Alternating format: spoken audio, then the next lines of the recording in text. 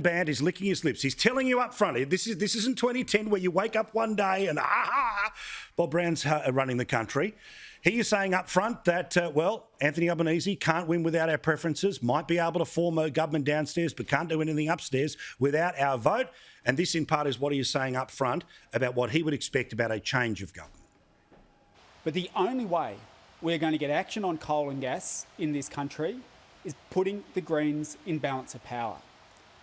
The Greens party room is meeting face-to-face for the first time this year, and we've confirmed the approach that we will take. The Greens will kick the Liberals out, get into balance of power, and push the next government to take action on coal and gas, starting with a freeze on all new coal and gas projects. For his part, the Resources Minister was on with our mate PC earlier tonight. And it's not just if it's a minority government in the House of Reps with the Labor Party. They simply won't pass anything through the Senate without the Greens, and this is the price they'll demand. Now, these are projects spread all over regional Australia, and if we tick off some of the big ones, there's $5 billion in the Barossa offshore oil and gas, and that includes an upgrade of Darwin LNG. Scarborough for Woodside's around $15 billion. Mark, the Greens can't help themselves. They're saying the quiet bit out loud right now. Well, they're making this ultimatum to the ALP, but ALP policy already is to effectively stop any new coal mines being approved in Australia and to close down as many coal and also manufacturing businesses. Well, Meryl, they're in the Hunter Valley. Where have you been, along with Joel Fitzgibbon and Pat Conroy, fighting against the safeguard mechanism policy you've got? Because if you read your own policy, Labor's climate change safeguard mechanism is to say that if you're emitting more than 100,000 tonnes per year of carbon dioxide equivalent, you've got to pay a huge amount of money in carbon credits to offset that. And the amounts are enormous. A lot of people in Merrill's electorate of Paterson would be employed at Tomago, 1,100 employees there. Tomago would have to pay an extra $44 million a year. Now, it would make a lot of these companies uneconomic. And you look at the list in the Hunter Valley, there's 20 companies in the Hunter Valley. Bangala Coal, Centennial, Hunter Valley Mine Operations, Liddell, the Back Mine, all these companies would have millions of dollars of extra funds to pay out to supposedly reduce their carbon emissions and save the planet. So I don't think any Labor member in the Hunter, federal or state or candidate, deserves to be re-elected because they've been utterly useless in fighting this policy, which is designed to please the Greens and the inner city trendoids. And Merrill and Fitzgibbon and Conroy have sacrificed huge amounts of jobs in the Hunter Valley where you can least afford it under this safeguard mechanism without saying boo and stopping it at shadow cabinet or caucus level. So Bandt has got nothing to worry about. There won't be any new coal mines built under a future Labor government. And most of these existing coal jobs, tens of thousands of them around the country, places like the Hunter Valley and central Queensland, they're going out the window. Merrill? That is just not true, Mark. We will have absolutely provisions in place for trade-exposed industries. We have said that all along. I personally am a massive supporter of the coal industry. I've been the lone voice for a while now on the Curry gas plant. We have managed to make that a better project, and I am telling you we will not be doing deals with the Greens. Anthony Albanese said that himself today, and let me tell you, a vote for anyone other than Labor is a vote for Scott Morrison. And that is very dangerous to your job if you live in the Hunter Valley. I'm telling you now, they won't back you in.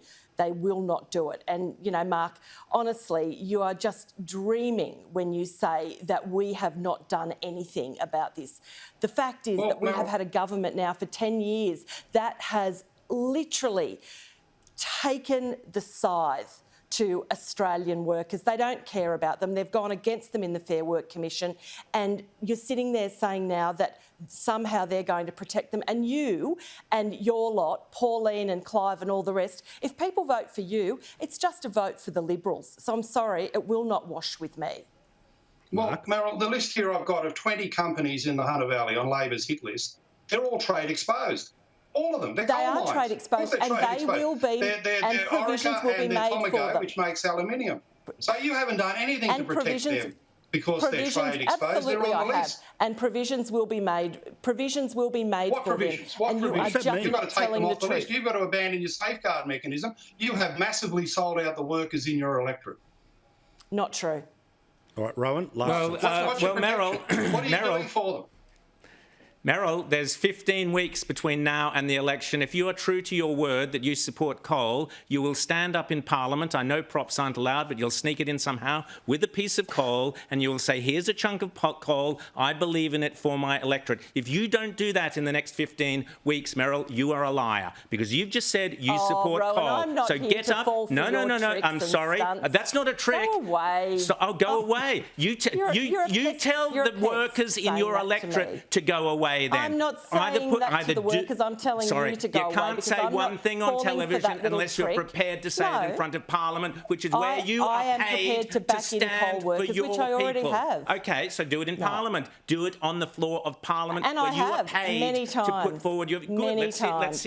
Let's hear it then. I Let's stood hear it with in a the coal next miner's lamp in my 15 weeks. first speech, Let's and hear have you backed. say Rowan, in front of clearly Anthony you've never Albanese, seen any of my I speeches in believe Parliament. in coal. I'm looking forward to it. It'll be great. Okay, final one here, Meryl. I do. What is the protection? As Mark asked, as I asked, what is the protection?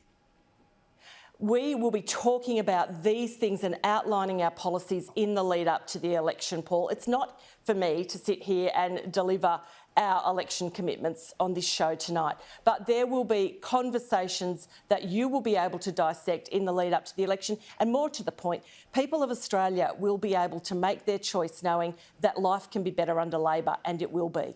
All right, one and all, Well, appreciate you've it. released your policy, Meryl, and all the big modelling. There's about 50 pages of it. You've released your policy at the end of last year, and all you can say there'll be some more talk.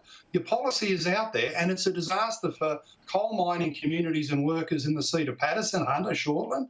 I mean, if you haven't stopped the safeguard mechanism in the policy that's already released, talking about it and vague general statements on this show, it's no comfort for those workers. And I wonder, Albanese's up there trying to make out he believes in hydrogen gas and fast trains. He must know that, and the polling must show that you're on skid row and on the way out, because you've been asleep at the wheel instead of stopping this rubbish and this vicious attack on coal mining jobs. All right, one and all, I appreciate it. The host always gets the final say. Or may we reconvene this furiously agreeing panel again next week. Thank you very much, Rowan, to Mark and to Meryl. Do appreciate it.